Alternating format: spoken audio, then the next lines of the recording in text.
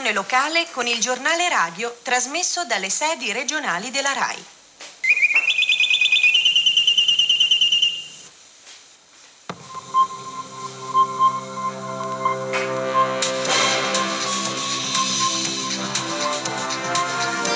TGR, giornale radio del Piemonte. Torino mette a disposizione gli impianti di Cesana, Pragelato e L'Oval per le Olimpiadi Milano-Cortina 2026. Adesso si attendono segnali da governo e CONI. Tentata rapina con un macete in zona Aurora a Torino, l'autore è stato fermato da una guardia giurata che gli ha sparato.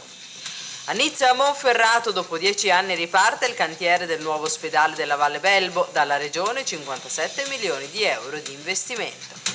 Ancora sul podio la campionessa di Borgo San Dalmazzo Marta Bassino, terza a Semmering in Austria, vince la statunitense Michaela Schifrin. Le 7:19 di giovedì 29 dicembre. Buongiorno da Elisabetta Terigi in studio, Andrea Montone in regia. Subito le previsioni del tempo con Rai Meteo. Una buona giornata e ben ritrovati da Andravuolo. Il Piemonte è tornato ad essere interessato dall'afflusso di correnti più umide di origine atlantica che vanno ad indebolire, seppur solo temporaneamente, il campo anticiclonico di matrice subtropicale che ormai da giorni staziona sul Mediterraneo. Tra oggi e domani un sistema instabile da ovest porterà condizioni di diffusa nuvolosità sul Piemonte, anche sulle aree alpine, con possibili deboli e isolate precipitazioni sui crinali di confine con la Francia e sui settori al confine con Lombardia e Liguria, in particolare tra Monferrato, Alessandrino e Appennino. Dal pomeriggio di domani e poi soprattutto tra il weekend e l'inizio della prossima settimana, l'anticiclone subtropicale tornerà a rinforzarsi, garantendo così condizioni di assoluta stabilità atmosferica ma con inversione termica e nuova accentuazione in pianura, dove permarranno nebbie fitte, nubi basse e locali piovigini, insieme ad un peggioramento della qualità dell'aria nelle aree urbane. Temperature complessivamente stazionarie tra oggi e domani, con massime tra 6 e 10 gradi su pianure e colline e assenza di gelo notturno. Valori termici in generale aumento sulle Alpi, specialmente dal weekend. Da Andravuolo di Remeteo ancora un augurio di buona giornata. È tornata sul tavolo della conferenza stampa di fine anno della Giunta Comunale di Torino la possibilità di far rientrare la città nelle Olimpiadi invernali 2026 di Milano e Cortina. Il sindaco si mette a disposizione di CONI e governo per ristrutturare gli impianti piemontesi. I progetti realizzati e quelli futuri, dai finanziamenti per la linea 2 della metro all'accordo con Stellantis, dai fondi del PNRR alla gestione non facile della Movida. La giunta targata Lorusso, a poco più di un anno dall'insediamento, marca il solco di un percorso non privo di ostacoli, impiegato soprattutto, spiega il sindaco, per avviare un processo di cambiamento della città che sarà completato nel prossimo triennio. Ed è al 2026 che tutti guardano a quel sogno olimpico che sembra sfumato per sempre e che invece i venti della crisi e dei rincari delle materie prime potrebbero posare di nuovo sul cuore dei torinesi. Lorusso apre e riapre la partita per un possibile utilizzo degli impianti di bob di Cesana, dei trampolini di Pragelato e soprattutto dell'Oval di Torino, qualora Trento dovesse fare un passo indietro. Siamo a disposizione, rilancia, in attesa di un segnale dal governo, dal CONI e dal sindaco di Milano Sala. Tornando all'oggi e alla concretezza dei bilanci, il Comune assicura che per i mezzi pubblici non ci saranno rincari né una stretta sulla ZTL. Un altro capitolo, la Tari, la tassa sui rifiuti, che verrà rimodulata secondo indici più aggiornati, mentre la rottamazione delle mini cartelle prevista in manovra e ora al vaglio del Senato sarà applicata solo se il governo fornirà le coperture. Tra sogni e cinque cerchi e la banalità dei conti da far quadrare, si guarda con speranza all'anno che verrà. Torino, Chiara Pottini, TGR Piemonte. Cronaca, c'è stata una rapina tentata con un macete, è successo nella notte tra martedì e mercoledì in un albergo a Torino in zona Aurora. L'autore, arrestato, è stato fermato da una guardia giurata che gli ha sparato.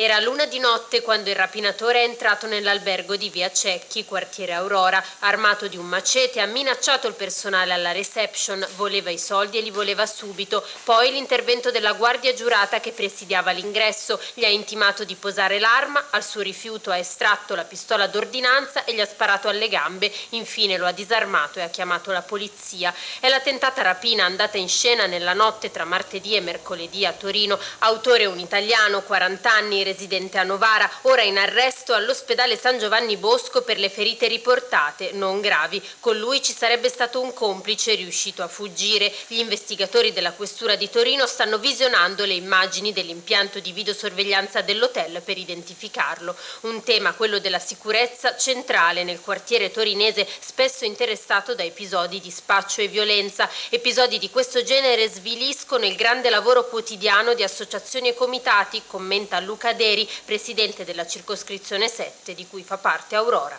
Manuela Gatti, TGR Piemonte. E ora ci spostiamo a Nizza Monferrato, dove dopo 10 anni riparte il cantiere del nuovo ospedale della Valle Belbo. Dalla regione 57 milioni di investimento. Il cantiere è stato fermo un decennio, ma tra meno di 3 settimane si torna al lavoro a Nizza Monferrato. 57 milioni di investimento totale per completare il presidio ospedaliero Valle Belbo, 46.000 metri quadri in frazione Boidi verso Calamandrana, 83 posti di area medica, primo intervento, 3 blocchi di ambulatori specialistici e così via. Resta in centro a Nizza la sanità quotidiana, dai prelievi del sangue alle vaccinazioni, con il potenziamento del Santo Spirito per un nuovo disegno complessivo, ci spiega Luigi Cardi, assessore regionale alla sanità. Una risposta modulata sulla sanità astigiana che prevede Cardinal Massaia per la complessità più elevata, la bassa complessità del Valle Belbo, e la risposta territoriale sul Santo Spirito e sulle altre strutture di prossimità. Questo è uno dei cantieri sbloccati negli ultimi tempi, nota il presidente della regione Alberto Cirio. Era ferma la TAV, è ripartita. Era fermo il grattacielo, l'abbiamo aperto la scorsa settimana. Erano fermi i presidi ospedalieri. Alba Bra l'abbiamo aperto durante il Covid. Qua a Nizza Monferrato riapriamo un cantiere che era fermo da 10 anni. L'Asti-Cuneo, per gennaio avremo l'autorizzazione all'ultimo lotto. La Pedemontana riparte e il CIPES ci ha confermato i soldi. A Domegna abbiamo riaperto una galleria ferma da 5 anni. L'appuntamento è per il 16 gennaio di fronte al cantiere che riapre dopo 10 anni. Da Nizza Monferrato, Caterina Cannavà, TGR Piemonte. Il GIP Annalisa Palomba ha fissato per mercoledì 11 gennaio davanti al Tribunale di Verbania un'udienza per discutere la richiesta della Procura di proroga delle indagini in merito alla tragedia della funivia del Mottarone avvenuta il 23 maggio del 2021, nella quale morirono 14 persone. L'avvocato Andrea Da Prato, difensore di Enrico Perocchio, uno dei principali indagati, aveva presentato opposizione. Per noi l'inchiesta, ha detto ieri, è chiusa da tempo. E dopo tanti ritardi prenderà avvio sempre il prossimo anno, il 21 febbraio, il processo per il crollo della tangenziale di Fossano del 18 aprile del 2017. Nessun ferito, ma ancora oggi la bretella che bypassa il centro città è percorsa su una sola carreggiata e senza che vi possano transitare i camion. 12 gli imputati che devono rispondere del reato di disastro colposo. Il giudice designato è Giovanni Mocci. E ci spostiamo nell'Alessandrino a Tortona, dove a breve sarà istituito il garante dei diritti degli anziani, nuova figura introdotta dal Consiglio Comunale. Nominato direttamente dal sindaco, il garante si farà portavoce delle esigenze di quella fascia di popolazione, facendo da collegamento con l'amministrazione comunale. Il garante resterà in carica per la durata dell'amministrazione, non dovrà ricoprire incarichi politici o amministrativi nell'ambito del comune di Tortona.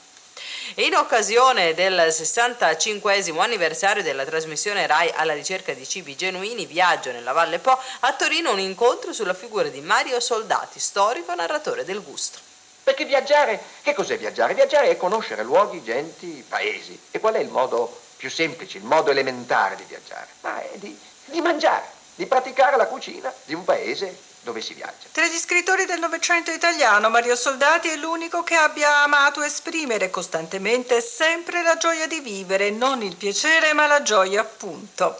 Un formidabile antesignano interprete dell'identità nazionale che utilizzò come chiave di lettura per far conoscere l'Italia agli italiani, come ci racconta Giulio Bino, presidente del Circolo dei Lettori. Un intellettuale multitasking lo definiremmo oggi, un po' misconosciuto soprattutto dai giovani. Questa è l'occasione per riportarlo alla luce, per ricordare non solo il romanziere, ma per ricordare il regista, per ricordare l'uomo dei racconti, per ricordare il grande esperto di cucina. E veniamo adesso alla preparazione della bagna cauda. Burro, poi acciughe, sopra alle acciughe e al burro olio, si prende dell'aglio e tutto questo deve cuocere. Non fu soltanto uno scrittore di genere, fu invece una figura culturale poliedrica e sorprendente. In 65 anni il modo di narrare il cibo e il vino ha mutato più volte di scenario, ma questo grande scrittore torinese, eclettico geniale, resta un riferimento emblematico. Arrivederci alla prossima puntata. Camilla Nata, TGR Piemonte. E siamo allo sport, ancora risultati brillanti per la campionessa di Borgo San Dalmazzo Marta Bassino, di nuovo terza a Semmering in Austria, nel secondo gigante di Coppa del Mondo. Vince la statunitense Michaela Schifrin. Sentiamo l'inviato di Rai Sport Simone Benzoni. Chuck si replica. Lo sci è sempre quello sport dove alla fine vince Her Majesty. Per Michaela Schifrin sono finiti gli aggettivi e i superlativi, semplicemente è la migliore. Nel bis del gigante sulla pista panorama era seconda dopo la prima manche, a 22 centesimi dalla Ragut Berami. Nella seconda manche non strafà, ma comunque meglio della Svizzera che le termina dietro per 11. Per Schifrin, vittoria numero 79. Molto bene le azzurre con Federica Brignone che sfiora ancora il podio ed è quarta, e soprattutto Marta Bassino, sempre sul podio del gigante in questa stagione, e terza come il giorno prima. Sono molto contento di come sta andando il tutto, perché comunque la preparazione atletica serve per comunque continuare tutto durante la stagione, e poi avevamo fatto un super allenamento a Ushuaia dove ho proprio consolidato proprio dal punto di vista tecnico, e sono contentissima di riuscire a tirarlo fuori sempre in gara. Appuntamento su Rai Sport Più HD per il quinto slalom della stagione, prima manche alle 15. A darsi battaglia le prime due della classifica tra pali stretti, la svizzera Holdener e Michaela Schifrin, con la statunitense che ha già preso il largo nella classifica generale. C'è ancora il tempo per segnalare un appuntamento da stasera al 31 di dicembre al Teatro Regio di Torino, in scena Roberto Bolle and Friends. È tutto, adesso l'informazione regionale passa su Rai 3 con Buongiorno Regione. I nostri aggiornamenti li trovate anche sul web all'indirizzo www.tgr.rai.it/Piemonte. Da Elisabetta Terigi in studio, Andrea Montone in regia, grazie per averci seguito, a tutti l'augurio di una buona giornata.